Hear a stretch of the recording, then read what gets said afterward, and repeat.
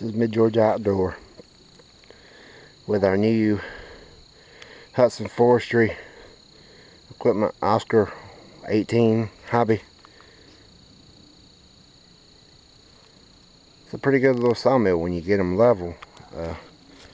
Takes quite a bit of work to get them level.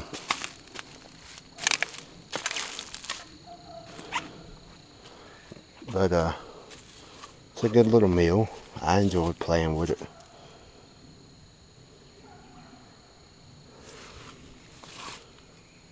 Little Briggs motor.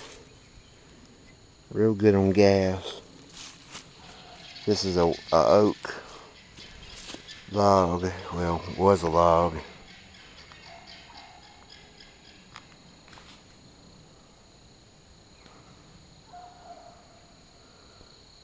Real pretty wood coming out of that. That's 6 1/8 wide, and all of them except for that one right there is 4/4, because it's getting so dark I can't read the scale.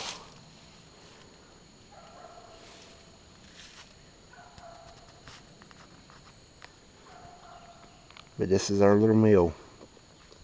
Don't forget to rate, subscribe, comment, check out my channel.